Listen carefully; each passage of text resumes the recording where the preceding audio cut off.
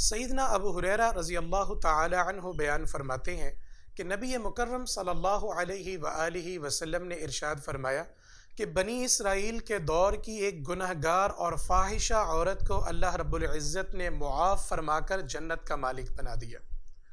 اب اس کی نیکی کیا تھی؟ آقا علیہ الصلاۃ والسلام فرماتے ہیں وہ راستے میں گزر رہی تھی اور اس کا گزر ایک پانی والے کنویں کے پاس سے ہوا، اور وہاں پر وہ دیکھتی کیا ہے کہ ایک کتے کا چھوٹا سا بچہ جو پانی نہ ملنے کی وجہ سے اور پیاس کی شدت کی وجہ سے زبان تالو کے ساتھ چپکی ہوئی اور بالکل پیاس کی شدت کی وجہ سے وہ بلک رہا ہے، اور کیفیت یوں محسوس ہوتی ہے کہ اگر چند لمحات اس بچے کو مزید پانی نہ ملا تو یہ بچہ مر جائے گا۔ اب اس خاتون نے کیا کیا؟ دائیں بائیں دیکھا اور کوئی ڈول یا کوئی ایسا برتن نہ ملا جس سے وہ پانی نکال کر اس کتے کے بچے کو پانی پلا سکے۔ آقا علیہ الصلاۃ والسلام فرماتے ہیں اس عورت نے ایک کام کیا۔ کام کیا کیا؟ اس نے اپنے قدموں سے اپنے موزے کو نکالا، اپنے خفین کو نکالا، اور سر سے اپنے دوپٹے کو اتارا، دوپٹے کے ساتھ اپنے موزے کو باندھا اور کنویں کے نیچے اتارا، نیچے اتار کر موزے کے اندر پانی کو بھرا اور کتے کے بچے کو پانی پلایا، اور اس کتے کے چھوٹے سے بچے نے جو اپنی زندگی کی بازی ہارنے ہی والا تھا پانی پیا اور اس کی زندگی بچ گئی۔ آقا علیہ الصلاۃ والسلام فرماتے ہیں اس گنہگار عورت کی یہ ادا اور یہ نیکی اللہ رب العزت کو اتنی پسند آئی، اللہ اتنے راضی ہوئے کہ اللہ رب العزت نے اس کی زندگی کے ساری خطاؤں، غلطیوں، کمیوں اور کوتاہیوں کو معاف کر کے اس خاتون کو جنت کا مالک بنا دیا۔ احباب گرامی، دیکھیں آج ہمارے معاشرے کے اندر کتنے ایسے لوگ ہیں، کتنے ہمارے ایسے مسلمان بھائی ہیں، اپنے ہمسائے، رشتہ دار یا پڑوسی، جن کے بچے رات کو بھوکے سوتے ہیں راشن نہ ہونے کی وجہ سے۔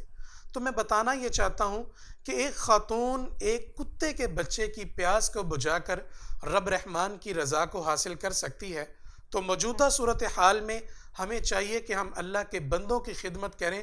جب ہم اللہ کے عظیم ترین مخلوق انسان کی خدمت کریں گے تو اللہ کتنے راضی ہوں گے۔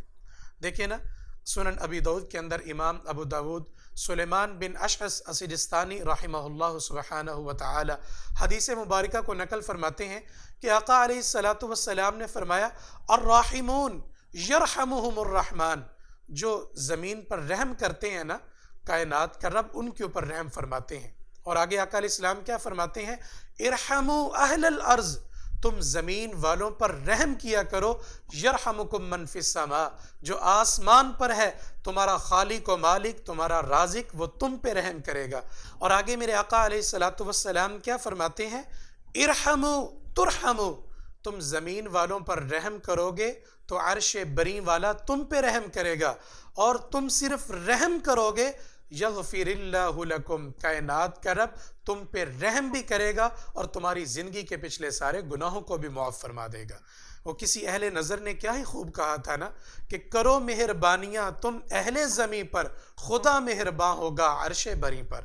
تو آئیے دکھی انسانیت کی خدمت کیجئے، یہ موقع ہے اللہ رب العزت کی رضا کو حاصل کرنے کا، اپنے بھائیوں کی خدمت کر کے رب رحمان کی رضا کو حاصل کیجئے۔